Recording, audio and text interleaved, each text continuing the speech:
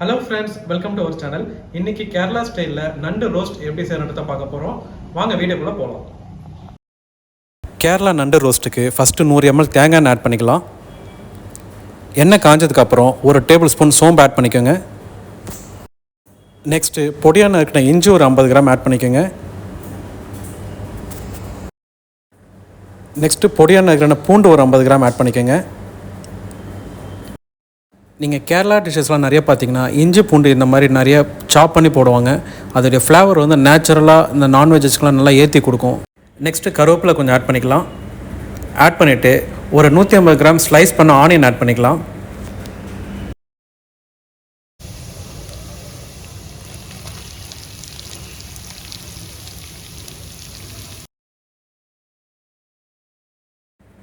இப்போ ஆனியன் நல்லா ஃப்ரை பண்ணிக்கலாம்.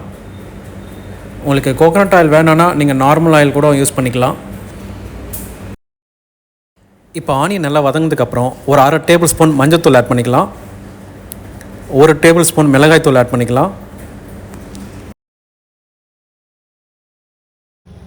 நெக்ஸ்ட்டு ஒரு டேபிள் ஸ்பூன் தனியாத்தூள், அப்புறம் ஒரு table spoon garam masala powder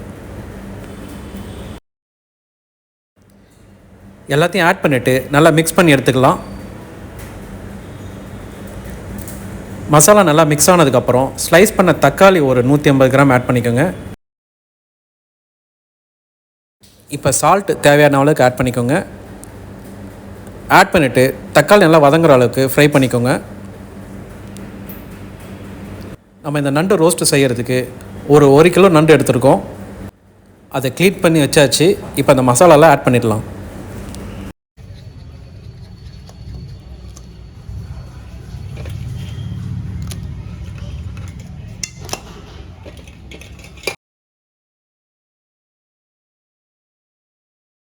இப்போ நண்டை நல்லா அந்த மசாலாவில் மிங்கிள் ஆகிற மாதிரி நல்லா மிக்ஸ் பண்ணி விட்டுக்கலாம்.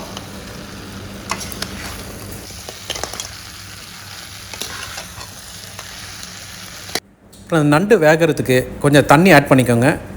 நிறைய தண்ணி ஊற்றிடாதீங்க, இல்லைன்னா நண்டு கிரேவி ஆகிடும், இந்த ரோஸ்ட்டு கிடைக்காது. கொஞ்சமாக தண்ணி ஊற்றுனீங்கன்னா அந்த மசாலாவில் நல்லா சுண்டி நல்ல கிராப் ரோஸ்ட் கிடைக்கும்.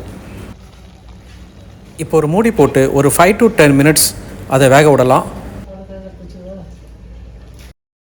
இப்போ வெந்துருச்சு, ஓப்பன் பண்ணிடலாம்.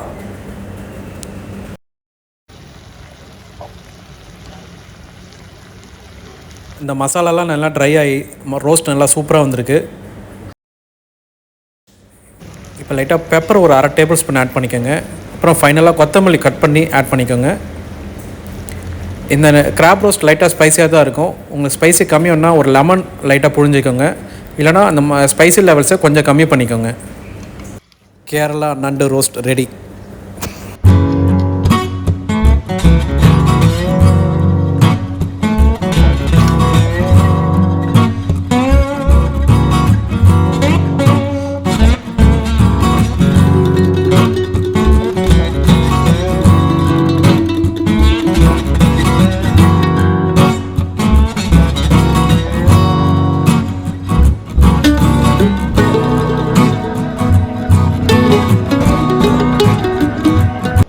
ஓகே ஃப்ரெண்ட்ஸ், இந்த வீடியோ உங்களுக்கு பிடிச்சிருந்தாலும் லைக் பண்ணுங்கள், ஷேர் பண்ணுங்கள், சப்ஸ்கிரைப் பண்ணுங்கள், மறக்காம பெல் பட்டனை கிளிக் பண்ணுங்கள்.